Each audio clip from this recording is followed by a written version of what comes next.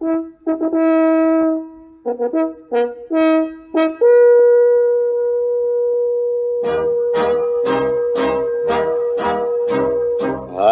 am the best dressed man in the world. That's what all the people say. Everybody knows I've a different suit of clothes for every single hour of the day. A long time ago, there was an emperor who loved having new clothes so much that he spent all his money on them. Mad for duds, this dude. Other emperors spent most of their time in the council chambers, holding meetings of state, but this emperor spent all of his time in his dressing room. He'd stand in front of the mirror for hours, admiring himself in his new clothes. I am the best dressed man in the world. That's what all the people say. Everybody knows I've a different suit of clothes for every single hour of the day. I am the best dressed man in the world. Why, who could possibly disagree? For everything I do, I've an outfit that is new, and no one wears them quite as well as me. He has a breakfast coat for breakfast and a different one for brunch. No sooner does he put it on, it's time to change for lunch. For lunch he has an outfit that is beautiful to see. He'll wear it just a little while and then he'll dress for tea. After tea I change my clothes for riding with the hounds. Then I don my walking coat to stroll about the grounds. You hear me? Now it's nearly 6 o'clock, the day is almost gone, and he appears for dinner with his dinner jacket on. Dressing and undressing simply take up all the day. Is it any wonder that the people always say, oh, I am the best dressed man in the world, a fact that everybody knows. I have to hurry on, for the hour's almost gone, and it's time for me to go and change my clothes. Carry on, I'm away. Well, it came to pass one day that two swindlers, posing as weavers, came to the palace. Our troubles are over, one said. The emperor, with his money and our brains, we'll leave the palace very, very wealthy men. This is the chance we've been waiting for, said the other swindler. Now let's go over the plan once more. We'll weave and weave and weave. We'll weave what we'll believe is the best cloth ever made. We'll weave what we'll believe is the best of the weaver's trade. We'll tell him that the cloth we weave is beautiful and rich. And what is more remarkable, there's magic in every stitch, for it can't be seen by a fool. No matter how he tries, a fool will never see the cloth, though it's right before his eyes. No man will say or dare betray that he sees nothing there. Just we will know that what we sow is nothing more than air. Of course, the emperor heard about the weavers, and he ordered that they be brought to him immediately. These swindlers told him of the wonderful cloth they weave, and the emperor listened with great interest. Oh, I must have a suit of this cloth, said the emperor. By wearing it, I'll be able to tell which men in my kingdom are not fitted to serve me. I shall be able to tell the wise men from the fools. You must begin to weave at once. So he paid the two swindlers a lot of money to begin their work. They put up two looms and they pretended to weave, but there was not a single thread in the looms. They asked for the finest silk and the purest gold thread, all of which they put into their own bags while they worked away at the empty looms far into the night. We'll weave what we'll believe is the best cloth ever made. We'll weave what we'll believe is the best of the weaver's trade. We'll tell him that the cloth we weave is beautiful and rich. And what is more remarkable, there's magic in every stitch, for it can't be seen by a fool. No matter how he tries, a fool will never see the cloth, though it's right before his eyes. No man will say or dare betray that he sees nothing there. Just we will know that what we sow is nothing more than air. Of course, in a few days, the emperor became anxious to know how the weavers were getting along. He remembered that anyone who was a fool or unfit for his post would not be able to see the cloth. He certainly wasn't worried about himself, but he still thought he'd send someone else first. I think I'll send my faithful old minister, decided the emperor. He'll be able to see how the cloth looks, for he's a very smart man. And no one fulfills his duties better than he does. And so the good old minister went to the room where the two swindlers sat working at their empty looms. He looked hard at the loom. He opened his eyes wide, but he couldn't see a thing. "It cannot be," he said. "This is a catastrophe." It cannot be, oh, this is a catastrophe.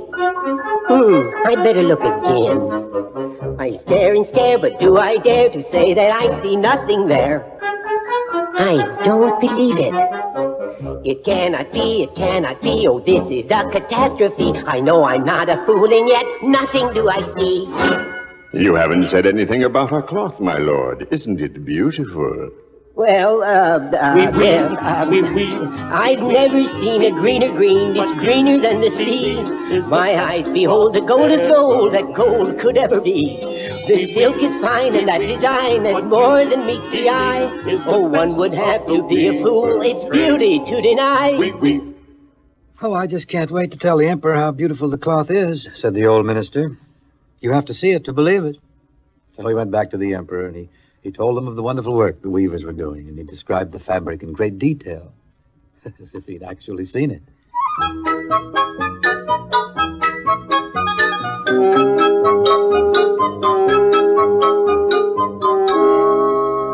Of course, the swindlers soon asked for more money, more silk, and more gold, all of which they put into their own bags while they worked away at the empty looms far into the night.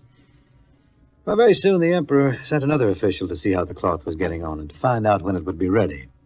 The same thing happened to him as to the old minister. He looked and he looked, but since there were only empty looms, he could see nothing at all. It cannot be. Oh, this is a catastrophe. I know I'm not a fool, and yet nothing do I see. You haven't said anything about our cloth, my lord. Isn't it beautiful? I've never seen a bluer blue. It's bluer than the sky, and silver there beyond compare. It very blinds the eye. The thread is fine, and that design is beautiful to see. The fact that it's magnificent is very clear to me. Well, he too went back to the emperor with glowing reports of the weaver's skill.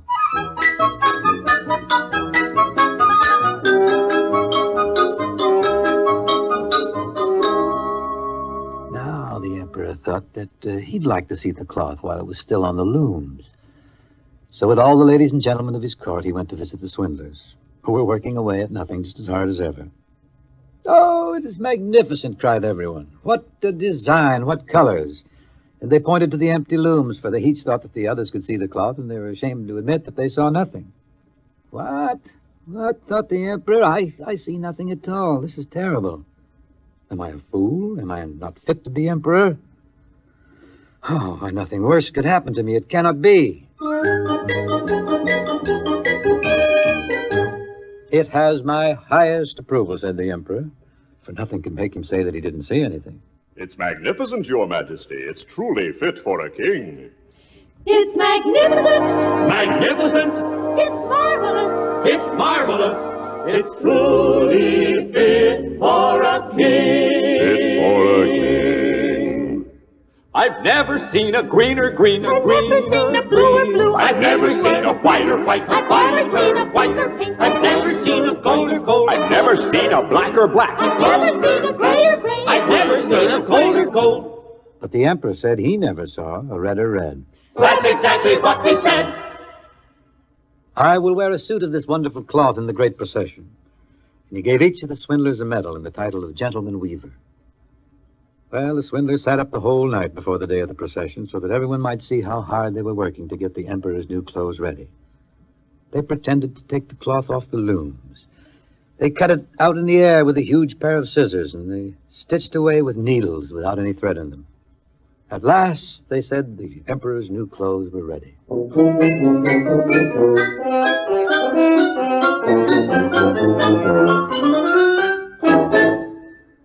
Will your imperial majesty try them on before the great mirror? The swindlers asked.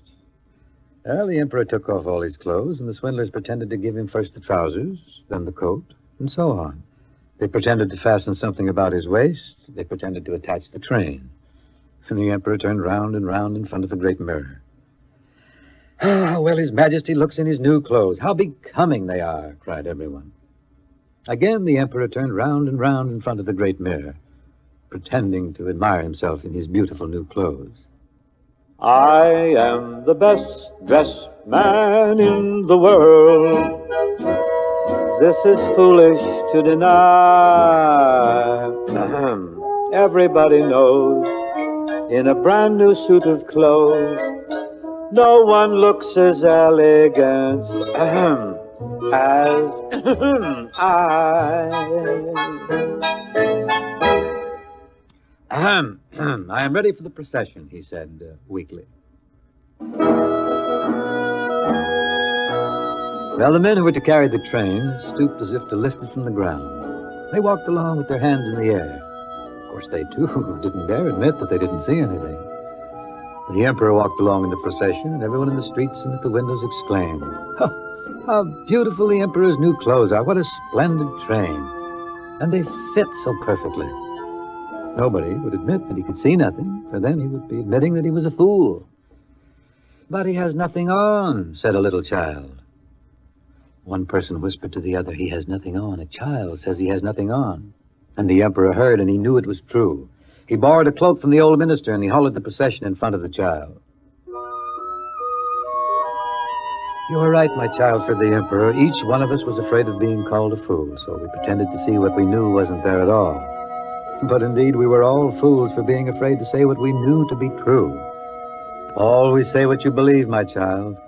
Always be true to yourself."